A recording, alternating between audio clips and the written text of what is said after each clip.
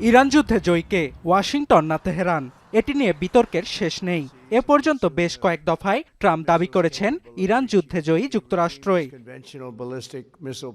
তবে শুরু থেকেই বিশ্লেষকদের অভিমত যে উদ্দেশ্য নিয়ে ইরান যুদ্ধে জড়িয়েছিল যুক্তরাষ্ট্র তা হাসিলে কার্যত ব্যর্থ হয়েছে ট্রাম্প প্রশাসন।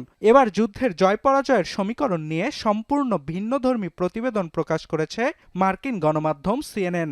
গণমাধ্যমটি বলছে ইরান যুদ্ধে কূটনৈতিকভাবে জয়ী এশিয়ার পরাশক্তি চীন, কেননা যুদ্ধ শুরুর পর থেকে এর নেতিবাচক দিকগুলো মোকাবেলা করতে সফল হয়েছে শি জিনপিং প্রশাসন। গেল ফেব্রুয়ারি থেকে হরমুজ স্থবিরতার জেরে যখন জ্বালানি সরবরাহে স্থিতিশীলতা ধরে রাখতে হিমশিম খাচ্ছে অনেক দেশ, সেখানে নিজেদের বিপুল তেলের মজুত ও পরিবেশ বান্ধব প্রযুক্তির মিশেলে সংকট ভালোভাবেই মোকাবিলা করেছে বেইজিং। নোভা এলইডি টিভি, ঝকঝকে ছবি, নিখুঁত শব্দ, ৫ বছরের ওয়ারেন্টি। নোভা মানি সঠিক মান, নিশ্চিত সেবা। এমনকি মার্কিন নিষেধাজ্ঞা জারি সত্ত্বেও যুদ্ধের সময় ইরান থেকে অপরিশোধিত জ্বালানি কিনেছে চীন।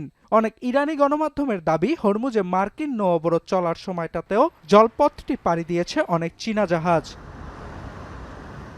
এছাড়াও বিশ্লেষকরা বলছেন যুদ্ধের পুরোটা সময় অনেক কৌশলী নীতি অবলম্বন করেছে চীন।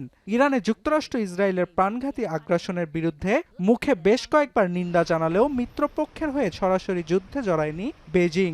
এমনকি আন্তর্জাতিক জলপথ হরমুজেও যুক্তরাষ্ট্রের আগ্রাসনের বিরুদ্ধে নিজেদের সমুদ্র শক্তির জানান দেয়নি চীন। এ কারণে গেল সপ্তাহে জি সম্মেলনের মঞ্চেও ইরান যুদ্ধে চীন রাশিয়া নিরপেক্ষ নীতির প্রশংসা করেছেন ট্রাম্প। অন্যদিকে অনেক বিশ্লেষক ইরান যুদ্ধের সময় চীনের ভূমিকার কথা বর্ণনা করতে গিয়ে ১৯৫০-এর দশকে সুয়েজ খালের ওপর ব্রিটেনের নিয়ন্ত্রণ হারানোর ঘটনাকে নির্দেশ করেছেন, যা বিশ্বমঞ্চে ইংল্যান্ডের শক্তির পতন ও উদীয়মান পরাশক্তি হিসেবে যুক্তরাষ্ট্রের যাত্রাপথ সুগম করেছিল। তাদের অভিমত, ইরান যুদ্ধে হরমুজের নিয়ন্ত্রণ হারিয়েছে যুক্তরাষ্ট্র, আর স্বয়ং ট্রাম্প সহ ইরান ও প্রধান মধ্যস্থতাকারী পাকিস্তানের শীর্ষ নেতাদের আতিথেয়তার মাধ্যমে বিশ্বমঞ্চে যুক্তরাষ্ট্রের বিকল্প হিসেবে নিজেদের উপস্থাপন করেছে চীন। আবার ভিন্ন অভিমত দিচ্ছেন অনেক বিশ্লেষক। তারা বলছেন যুক্তরাষ্ট্র ধাঁচের বিশ্ব পরাশক্তি হতে চায় না চীন, বরং অন্যের সার্বভৌমত্ব ও পররাষ্ট্রনীতিতে হস্তক্ষেপ না করে উন্নয়নমুখী নীতিতে বিশ্বাসী শি জিনপিং প্রশাসন। অর্ণব প্রসাদ, এখন বিশ্ব।